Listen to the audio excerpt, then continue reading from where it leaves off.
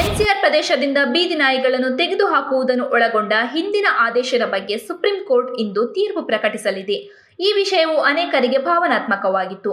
ನ್ಯಾಯಮೂರ್ತಿಗಳಾದ ವಿಕ್ರಮ್ನಾಥ್, ಸಂದೀಪ್ ಮೆಹ್ತಾ ಮತ್ತು ಎನ್.ವಿ. ಅಂಜಾರಿಯಾ ಅವರನ್ನೊಳಗೊಂಡ 3 ನ್ಯಾಯಾಧೀಶರ ವಿಶೇಷ ಪೀಠವು ಆಗಸ್ಟ್ 14ರಂದು ಈ ವಿಷಯದಲ್ಲಿ ತನ್ನ ಆದೇಶವನ್ನು ಕಾಯ್ದಿರಿಸಿದೆ. ಅಂತಿಮ ತೀರ್ಪು ಇಂದು ಪ್ರಕಟವಾಗಲಿದೆ. ಬಳಕೆಗೆ ಸಂಬಂಧಿಸಿ ಕಾನೂನು ಸ್ಪಷ್ಟವಾಗಿದೆ. ಹಾಗಾಗಿ ಕಾರ್ಯಕ್ರಮಗಳಲ್ಲಿ ಡಿಜೆಗೆ ಅವಕಾಶ ನೀಡಲಾಗದು ಎಂದು ಮಂಗಳೂರು ಪೊಲೀಸ್ ಆಯುಕ್ತ ಸುಧೀರ್ ಕುಮಾರ್ ರೆಡ್ಡಿ ಸ್ಪಷ್ಟಪಡಿಸಿದ್ದಾರೆ. ಸಾರ್ವಜನಿಕ ಕಾರ್ಯಕ್ರಮಗಳಲ್ಲಿ ಸೇರುವ ಜನಸಂಖ್ಯೆ, ಸ್ಥಳ ಹಾಗೂ ಕಾರ್ಯಕ್ರಮದ ಅಗತ್ಯಕ್ಕೆ ಅನುಗುಣವಾಗಿ ಧ್ವನಿವರ್ಧಕ ಬಳಕೆಗೆ ಅವಕಾಶ ನೀಡಬೇಕೆಂಬ ದಕ್ಷಿಣ ಕನ್ನಡ ಜಿಲ್ಲಾ ಧ್ವನಿವರ್ಧಕ ಹಾಗೂ ದೀಪಾಲಂಕಾರ ಮಾಲಕರ ಸಂಘದ ಬೇಡಿಕೆಗೆ ಸುಧೀರ್ ಕುಮಾರ್ ರೆಡ್ಡಿ ಪ್ರತಿಕ್ರಿಯೆ ನೀಡಿದ್ದಾರೆ.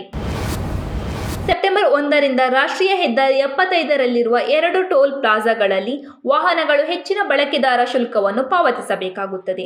ಪರಿಷ್ಕೃತ ದರಗಳು ದೊಡ್ಡಕರೇನಹಳ್ಳಿ ಮತ್ತು ಕರಬೈಲು ಟೋಲ್ ಪ್ಲಾಜಾಗಳಿಗೆ ಅನ್ವಯವಾಗುತ್ತದೆ. ಪ್ರತಿ ಟೋಲ್ ಪ್ಲಾಜಾಗಳಲ್ಲಿ 40.13 ಕಿಲೋಮೀಟರ್ ದೂರಕ್ಕೆ ಶುಲ್ಕಗಳು ಅನ್ವಯವಾಗುತ್ತದೆ.